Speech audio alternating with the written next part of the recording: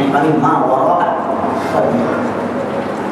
Jadi ini adalah merupakan jaluran falsafah yang dianuti kemudian oleh ahli-ahli falsafah Kristian seperti Thomas Aquinas dan sebelumnya seperti Saint Augustine, yang membawa falsafah jalur metafizik ini daripada Plato dan kemudiannya daripada Aristotle,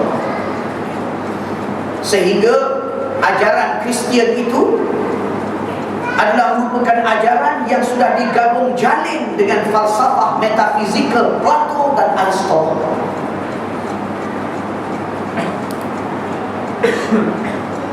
Jadi Ustaz nak cerita nanti belakang ini nanti bagaimana akhirnya falsafah itu sampai kepada suatu peringkat menganggap bahawa agama tidak boleh difahami oleh akal, tapi hanya boleh ditanggap oleh perasaan. Akal di suatu perkara yang berbeza, ia tidak merupakan ia bukan suatu perkara yang menjadi asas bagi agama. Asas bagi agama hanyalah perasaan, dogma, taklid. Tetapi asas bagi kehidupan dunia, asas pada ilmu, ada asas pada sains adalah akal. Kristianiti dalam meminjam falsafah Aristotle sampai kepada suatu peringkat memisahkan langsung antara akal dan agama, yang kemudiannya beberapa ratus tahun kemudian melahirkan sekularisme yang menolak Islam. Sekularisme yang diasaskan oleh golongan ilmuwan dan rasionalis Kristian yang tidak dapat melihat pertemuan antara ilmu dan Kristianiti, kerana Kristianiti tidak berasaskan akal, maka akhirnya menolak, terpaksa membuat pilihan sama ada agama atau sains, sama ada agama atau ilmu pengetahuan. Akhirnya lahirlah sekularisme di dunia barat. Kita dunia Islam tak ada sekularisme. Sebab tak ada. Sedangkan tamadun Islam begitu panjang, dah 1400 tahun sebelum jatuhnya Khilafah Utsmaniyah. Mengapa tak ada? Kerana Islam tidak pernah mengenal demarkasi, pemisahan di antara akal dan agama. Tidak pernah mengenal andaian seperti yang diamalkan oleh falsafah Aristotle dan oleh Aquinas, bahawa agama tak boleh difahami oleh akal. Dah dalam Quran kata afala taqilun, adakah kamu tak menggunakan akal? Afala tatadabbarun, mengapakah kamu tidak meneliti menggunakan akal? Yang menunjukkan akal yang sahih akan segera menanggap kebenaran Islam. Jadi tak ada. Oleh sebab itu dalam Islam dia tak ada pertembungan antara sains dan wahyu, antara ilmu dan wahyu, antara pemikiran yang betul dan wahyu, yang akhirnya membawa antara ilmu politik dan wahyu, antara ilmu ekonomi dan wahyu, antara ilmu sains dan wahyu. Tak ada. This type of secularism never happened and never come to existence in the world of Islam, dalam dunia Islam. Tak pernah dikenali oleh dunia Islam. Jasanya kembali kepada ilmu kalam, ilmu tauhid. Peranannya menunjukkan bagaimana aqaidul iman itu ditopang dengan hujah-hujah akal, bukan diterima secara dogma dan membuta itu. Penting ilmu Islam. Akhirnya sekularisme tak lahir dengan jalan kegagalan Islam, tapi dia lahir dengan jalan penjajah, pemaksaan terhadap dunia Islam.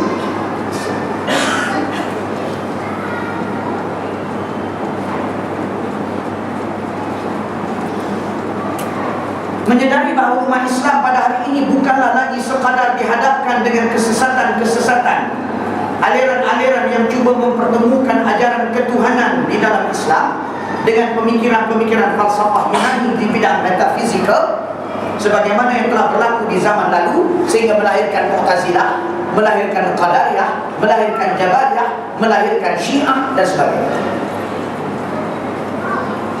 Jadi Syiah ini dia berkiblat kepada dari sudut akidah kepada Mu'tazilah dan Ibn Sina dan falsafah. Jadi tetapi mereka juga di zaman ini sedang dihadapkan dengan aliran-aliran yang berusaha menyelaraskan ajaran syariat Islam dengan falsafah dan pemikiran moden yang muncul di barat pada zaman ini, yang benda ni tak ada dalam kitab-kitab tauhid pada hari ini. Buka kitab tauhid sifat 20 tak sebut tentang pragmatisme, tak sebut tentang sekularisme, tak sebut tentang eksistensialisme, tak sebut bukan kerana aliran-aliran ini betul, tak sebut kerana kitab itu ditulis pada zaman sebelum munculnya aliran itu di dalam negeri penulis. Jadi tak ada. Akhirnya kita tengok hari ni bila orang mengaji bab tauhid, bila bercakap bab akidah, yang dia nampaknya, yang dia serangnya ialah firqah-firqah yang didapati menyalahi ahli sunnah wal jamaah daripada sudut apa dia? Sifat-sifat ketuhanan. Yang tu saja yang dia nampak sebagai musuh, yang menyeleweng dari Islam. Tetapi dia tidak melihat falsafah-falsafah moden yang ada pada hari ini sebagai suatu aliran yang menuntut masa dan pikiran dan tenaga dan harta benda dan jiwa raga mereka untuk berjuang habis-habisan menyelamatkan umat daripada pengaruh puaka sekularisme yang jelas bercanggah 100% dengan Islam. 100% bercanggah dengan Islam. Tak ada titik pertemuan sekularisme itu dengan Islam, sama ada cabang-cabangnya ataupun usul dan dasar. Tak ada titik pertemuan, kerana yang satu berasal daripada Islam, iaitu berasal daripada wahyu dan yang yakin. Satu lagi berasal daripada falsafah yang zanni, iaitu yang bersifat andaian falsafah. Benda tak sama, loboknya lain. Mana boleh kata sama? Loboknya lain. Lobok tak sama. Macam mana kita boleh kata sama? Sama ni kalau daripada lobok yang sama.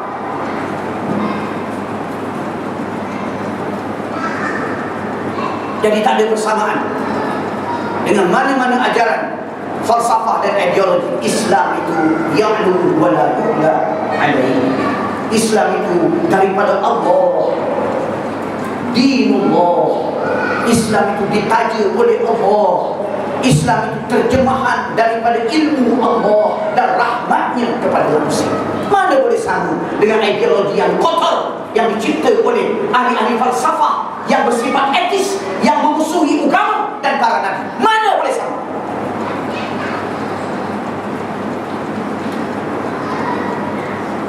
Jadi jangan bawa idea-idea yang menyebabkan orang berpandangan baik kepada falsafah, berpandangan baik kepada ideologi dan ism, sehingga akhirnya orang yang lemah akalnya dan bodoh pikirannya terperangkap dengan pendukung-pendukung ideologi dan pemikiran tersebut.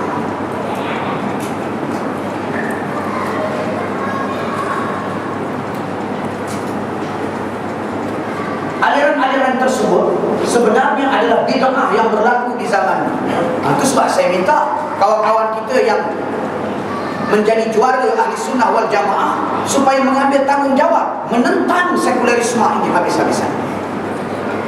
Kalau betul-betul nak jaga ahli sunnah wal jamaah, lawan habis-habisan sekularisme. Dan Al-Azhar University sendiri mengeluarkan fatwanya yang bernama Al-Bayan, yang menerangkan sekularisme ini bercanggah daripada Islam. Apa kita tunggu apa dah? Saya nak dengar orang yang cakap kita mendukung ahli sunnah wal jamaah ni supaya sebut sama sekularisme ni sesat. Kerajaan dan pemerintah hari ini mendukung fahaman yang sesat. Saya nak dengar benda tu. Jangan bersifat double standard dalam masalah agama. Jangan main-main. Agama adalah amanah, bukan benda main-main.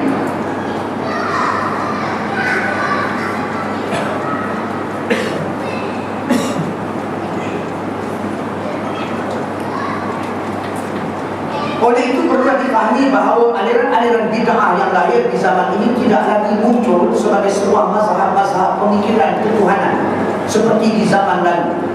Tetapi sebaliknya di zaman ini dia muncul sebagai aliran-aliran politik yang memperjuangkan cita-cita kemasyarakatan tertentu dalam bentuk pembinaan semula masyarakat di dalam semua aspeknya, berasaskan ajaran-ajaran yang diambil dari falsafah, teori dan ideologi tertentu. Sebabnya falsafah ni dia bukan armchair philosopher, dia bukan mengarang falsafah sambil duduk atas kursi khayal gitu dah. Falsafah moden yang muncul ini adalah merupakan ideologi, suatu bentuk ideologi yang menjadi alternatif kepada agama dan menyediakan pedoman dan aturan dan sistem dan pengarahan untuk memandu kehidupan manusia menggantikan panduan agama. Ini ideologi. Oleh sebab itu, dia bukan sahaja suatu pahaman, tapi dia mempunyai aturan yang diperjuangkan oleh ahli-ahli politik dan sosial di zaman ini yang berkiblat kepada ideologi tersebut. Kita orang Islam, kita tak payah pakai dan kita menyalur dah. Kita ada Al-Quran, ada Sunnah, cukup dan lebih dari cukup.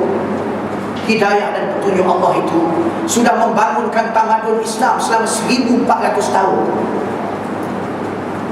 Tinggal bagi ini adalah kita kembali semula belajar daripada para ulama yang amanah untuk mendalami kembali Islam dan berusaha menghayati dan memimpin umat keluar daripada rantaian puaka sekularisme yang dibawa oleh penjajah sejak 50 tahun lebih yang lalu.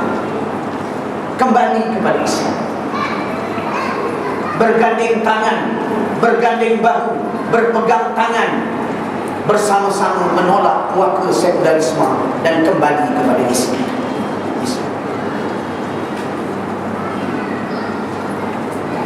Perbezaan ini adalah bertolak. Ini penting ya, ini penting. Perbezaan ini adalah bertolak dari orientasi berbeza. Ustaz ulang balik. Ada kitab lah, kena belilah kitab ya. Yang tak ada kitab Imam Syafi'i rahimahullah. Antara yang tak perlu kitab Ibnu Sina. Antara yang tak perlu kitab beberapa tokoh lagi, Imam Bukhari, sebab dia hafal tu dalam kepala ni. Dia dengar tu guru mengajar, guru masuk terus. Dia panggil photocopy mind. Ya. Jadi dia dengar tu, dia tulis, buat syarat, dia tulis dengan tangan. Padahal tak ada apa-apa tulis, buat syarat. Mesti ada ikhtiar, mesti ada usaha menuntut ilmu, walaupun dengan ideo, walaupun dengan jari. Jadi, bukan tadah gitu saja. Lalu dia ingat dah ke semua dia masuk dalam kepala. Ini beberapa tokoh-tokoh dalam dunia Islam yang mempunyai photocopy mind. Yang terakhirnya jelas seperti ini. Al-Imam Al-Alamah Yusuf Al-Qaradawi, antara orang yang mempunyai fotokopi yang saya dengar otaknya, ingatannya luar biasa. Tak pernah dapat nombor 2, sentiasa nombor 1 daripada kecil sampai tua. Melainkan sekali dapat nombor 2, itu pun beza satu markah dia masukkan. Kita tak pernah dapat nombor 1.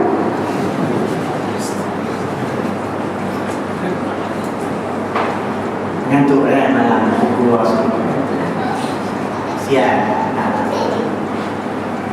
Dalam malam itu mengaji bab sekular pula lagi ngantuk.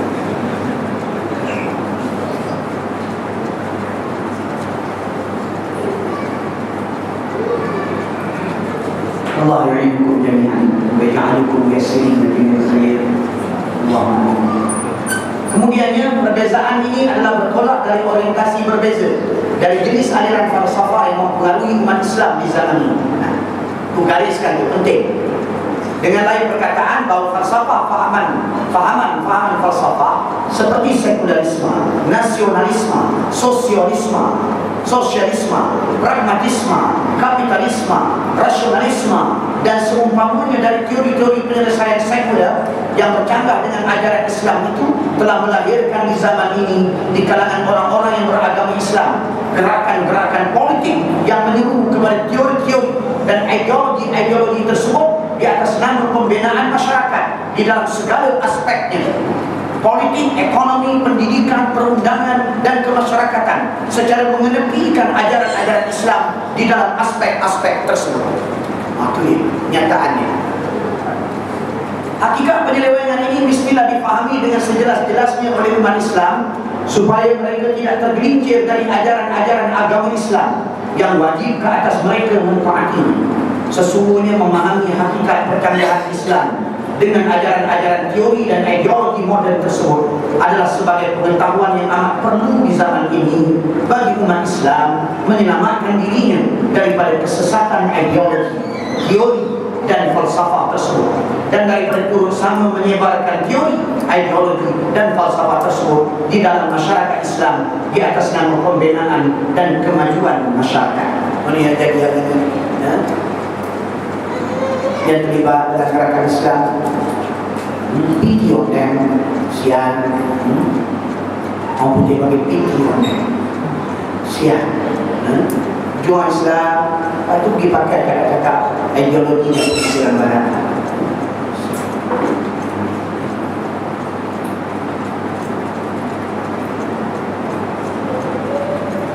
Mengapa jadi begitu? Kan tak mengaji lah. Dia tak mengaji. Dia tak mengaji sebagaimana yang dianjurkan oleh Syekh Sa'id Hawa Ta'ala, belajar keseluruhan ilmu Islam. Kena belajar semua. Jangan kita terjebak dalam situasi ini. Alhamdulillah. Baik. Ini peringatan dari Jabir radhiyallahu anhu yang bermaksud, pernah Rasulullah SAW apabila berpidato, merah menyala matanya, lantang suaranya dan pesangatan marahnya, sehingga seolah-olah baginda seorang pemberi amaran yang mengatakan kepada angkatan tentera tentang kedatangan musuh dengan katanya bahawa musuh akan datang menyerang kamu pada pagi-pagi hari dan mungkin pada waktu petang, serta baginda bersabda, masa aku diutuskan dan masa berlakunya kiamat seperti dua jari ini.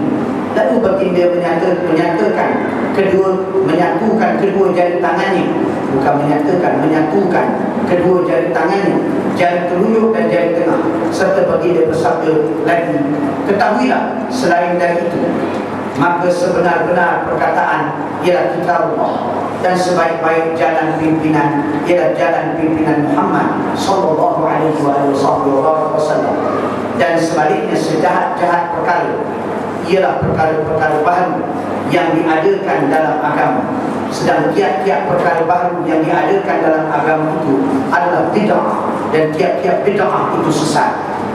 Jadi kita kena faham setiap perkara yang tak ada usulnya di dalam Quran dan hadis, langsung tak ada sandaran, sama ada dalam bentuk ijma' dan qiyas ataupun kaedah-kaedah usul fiqh yang muttafaq alaih, iaitu sebanyak 7 kaedah, ataupun hatta yang mukhtalaf fi, yang diperselisihkan sekalipun sekurang-kurangnya langsung tak ada. Al-mukhtalaf fi pun tak ada, yang muttafaq pun tak ada. Ini dipanggil al-bid'atul dhalal, bid'ah yang sesat dan menyesatkan. Bid'ah yang macam ni termasuk dalam kategorinya tanpa syak dan ragu, iaitu fahaman falsafah dan ideologi sekular di zaman ini, seperti mana yang diamalkan oleh negara kita dalam pemerintah. Jadi saya ingat setakat itu dulu. Saya buka kepada pertanyaan sekiranya ada. Boleh tafadhal masyaallah. Silakan. Tak ada masa sikit lagi.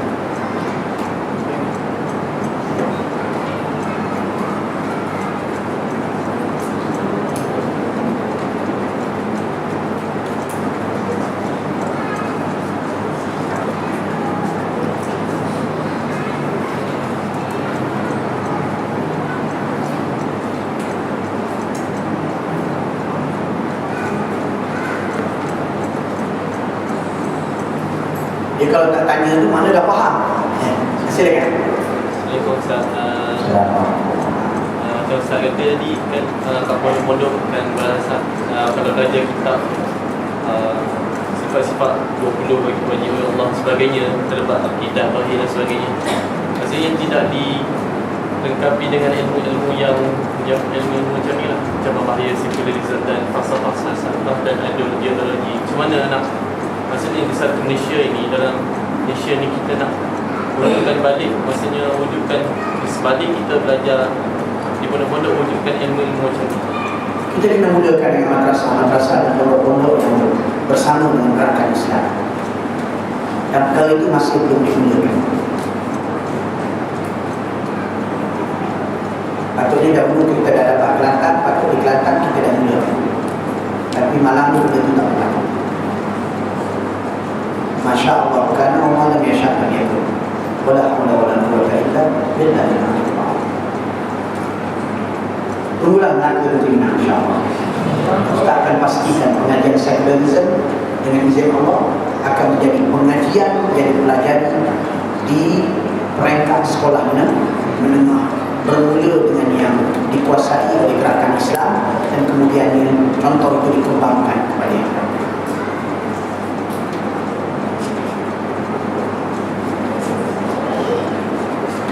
Yang lain? Ustaz, saya tak tahu sama ada soalan tapi saya tak juga lah. Tentang apa? Saya tentang dakwaan yang masih lagi wujud dengan ahli baik dalam sekarang.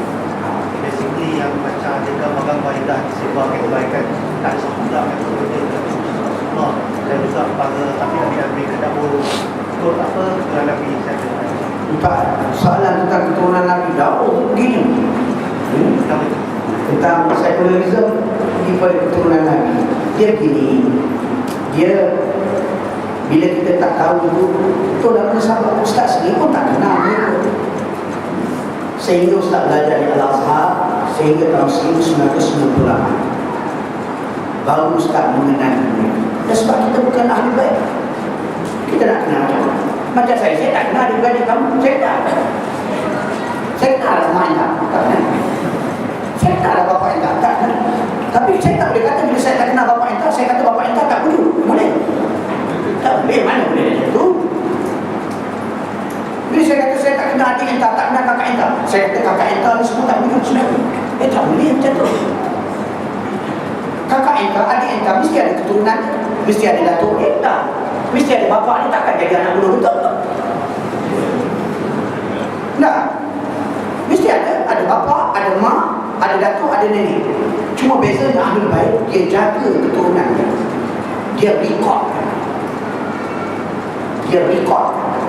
Dia mengamalkan sunnah Rasulullah SAW, menjaga silaturahim. Sebab dia jaga keturunan. Maka menyebabkan rekodnya itu kekal. Apa kita nak pelik?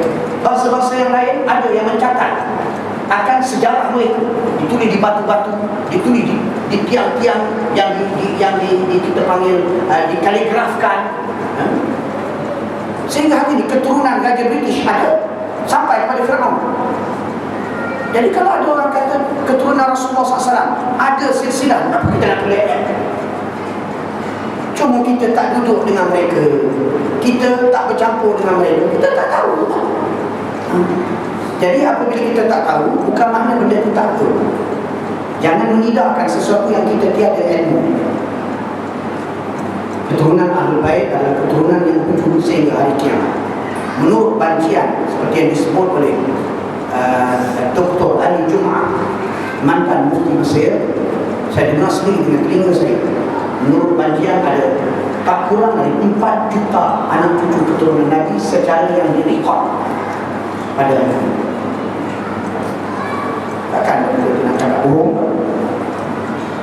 4 juta yang ada rekodnya silsilah keturunan. Cuma kita tak biasa orang Melayu, kita tak biasa. Tiba-tiba saya kata saya keturunan angkor, kita tengok anak lain macam. Semalam kata keturunan Raja Melaka, jadi keturunan angkor. Besok tak keturunan Bunian. Sebab kita orang Melayu tak biasa. Bukan kebiasaan kita untuk mencatat silsilah keturunan.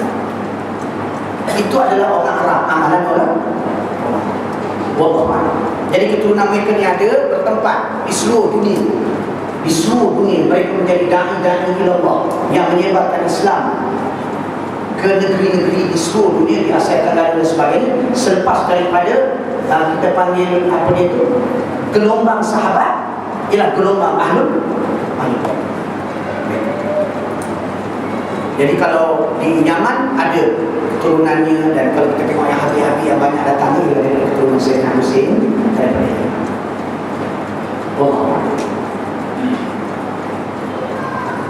Apa Nabi sebut dalam Quran, tafsir Quran, inna syani'aka huwal abtar. Sesungguhnya yang mencaci engkau itulah orang yang abtar, yang tak ada keturunan. yang terputus, yang caci. Orang-orang Arab Quraisy mencaci Rasulullah kerana semua anak lelaki meninggal dunia. Lalu Allah kata, inna syani'aka, yang caci celak engkau, itulah yang abtar, yang terpotong keturunannya, yang langsung tak disebut namanya. Tak usah kata ada zuriat, namanya pun tak disebut. Orang pun tak tahu siapa yang mati Nabi. Baik. Sedangkan zuriat keturunan Nabi itu tidak abtar, kekal sampai hari kiamat. Allah. Ya, baik.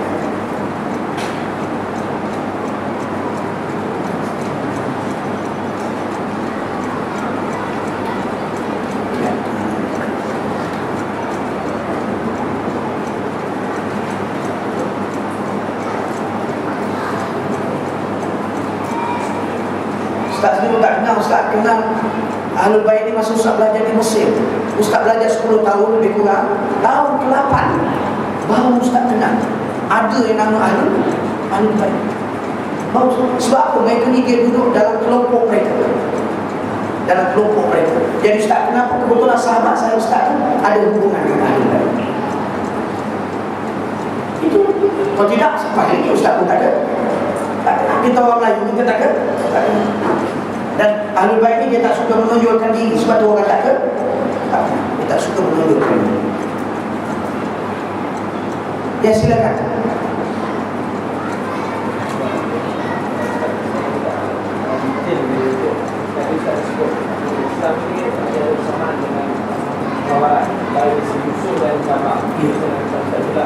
Ada persamaan dengan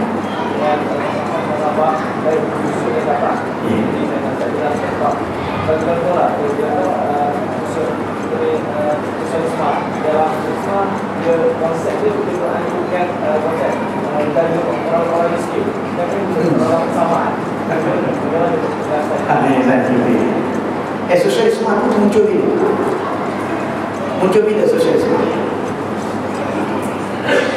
Bila muncul? Melalui siapa? Karl Marx. Nah, bukan Karl Marx. Sebelum Karl Marx ada lagi ideologi sosialisme itu di kalangan ahli falsafah Jerman dan sebagainya. Baik. Apa pasal pergi bagi kredit pada Karl Marx? Dan kita orang Islam pergi bagi kredit pada Karl Marx, apa pasal? Apa pasal pergi bagi kredit kepada pengasas sosialisme, apa pasal? Yang disebut sebagai menjaga orang miskin, yang disebut berlaku adil, yang disebut sebagai persamaan, ini bukan Karl Marx yang bawa mari. Ini bukan pengasas sosialisme yang bawa mari. Mereka hanya menyebut norma-norma baik yang telah wujud di dalam masyarakat mereka. Norma itu datang daripada mana? Norma-norma baik. Norma baik itu datang daripada wahyu Allah yang telah diserap dan menjadi budaya masyarakat. Dan kemudiannya budaya itulah yang menghidupkan tamadun dan menghidupkan masyarakat manusia. Asal daripada wahyu. Sebab itu Rasulullah SAW sebut al-hikmatu dhalatul mu'min. Hikmah, kebijaksanaan. Hikmah ni maksudnya kebijaksanaan yang dapat mengatur kehidupan manusia menjadi damai, menjadi bagus, menjadi elok, akhlak yang mulia. Itu semua hikmah. Dhalatul mu'min, sebenarnya milik orang mukmin yang hilang. Fa'anna wajadaha, bila dia menemuinya dimanapun, fa'anna, di mana-mana pun dia menemuinya, dalam tamadun mana pun, dalam dunia mana pun, fahuwa ahaqqu biha, dialah yang lebih berhak untuk mendapatkannya. Faham? Jadi itu Allah yang menurunkan ajaran, yang menghidupkan tamadun, yang menghidupkan masyarakat, yang menjadi roh dan nyawa kepada tamadun. Apabila nilai-nilai baik yang diturunkan Allah itu dibuang, tamadun itu akan hancur. Sosialis, puak-puak ni sekadar ekstrak, ambil nilai-nilai itu, malangnya memberi terjemahan dan tafsiran secara sekuler, secara sosialis, bukan secara berdasarkan syariat Nabi Muhammad SAW. Yang kita pergi bagi kredit pada puak sosialis itu apa? Bodoh apa cerita? Patut bagi kredit kepada Allah. bagi kredit kepada Rasulullah SAW, bagi kredit kepada Anbiya, bukan bagi kredit pada sosialisme. Boleh faham? Baca buku ni, Ustaz ada sebut dia. Masalah ni Ustaz sebut di dalam buku ni dengan jelas bahawa kita bukan terhutang budi kepada ahli falsafah, kita terhutang budi kepada Allah.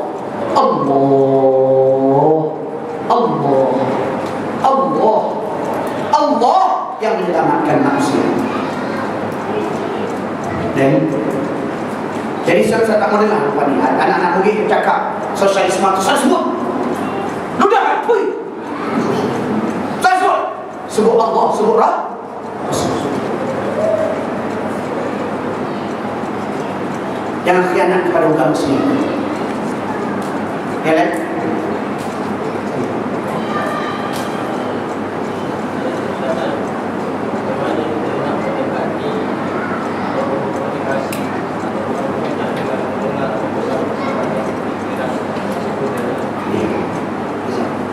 Kita dengan golongan yang seperti ini perlu berbekalkan dengan hujah-hujah ilmiah.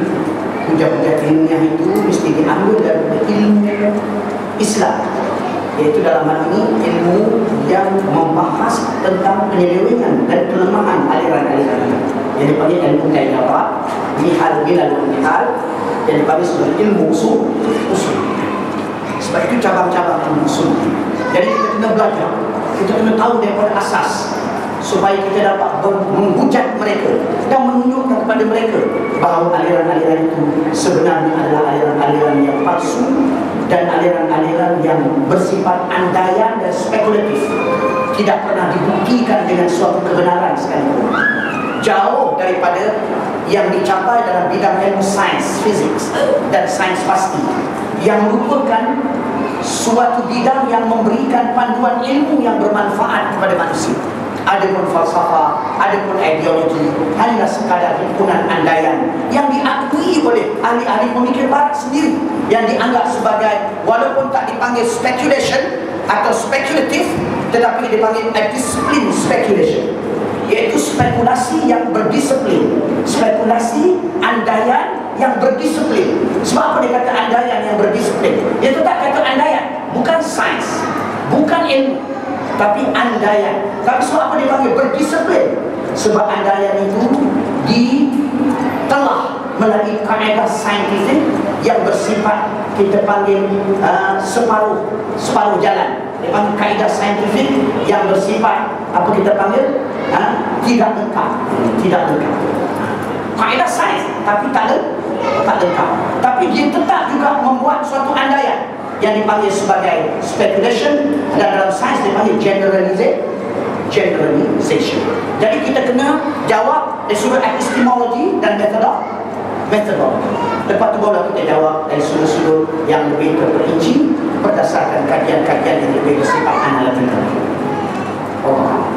Dan buku-buku ulama Islam yang muktabar, buku Syekh Mustafa Sabri, buku Syekh Al-Marhum Al-Syahid Sa'ad Ramadan Al-Buti, buku Al-Marhum Syekhul Azhar Abdul Halim Mahmud Al-Husaini, buku yang disusun oleh antara yang terbaik di zaman kita,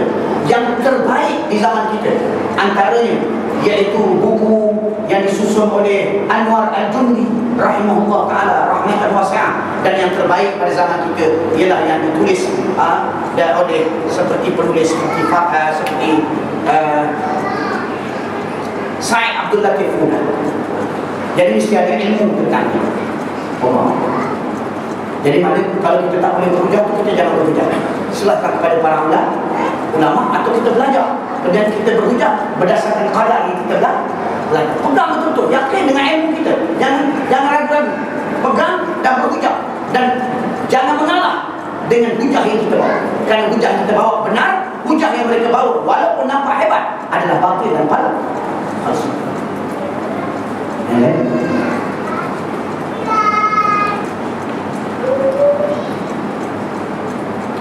Muslimah tak tanya.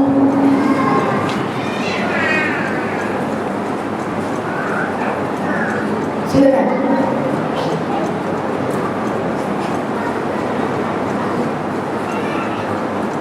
Just one question, please, to complete our night. We have questions from the boys. I want question, at least one from the girls. Please.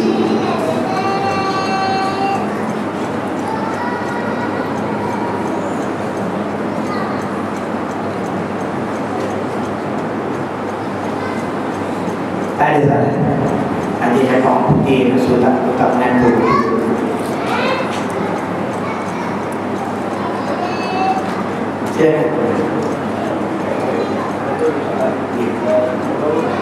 Soalan ni bagus.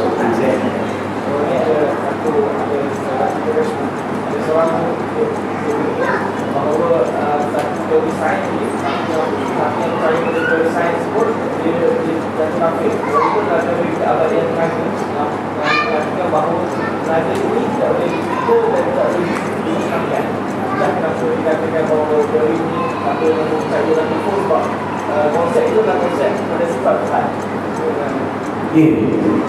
Al-baqa lillah, al-baqa al-haqiqi, al-baqa al-dhati, hanya Allah. Wal-baqi, lebih daripada itu, al-baqa al-ardi, baqa yang mendatang, seperti syurga kekal tapi mendatang, seperti neraka kekal tapi mendatang, seperti ajzana kekal tapi mendatang, seperti ruh kekal tapi mendatang. Dalam akidah Ahlussunnah wal Jamaah hanya ada kurang lebih 10 perkara yang kekal yang mendatang. Lain daripada itu tak ada. Jadi apabila ada pendapat mengatakan bahawa tenaga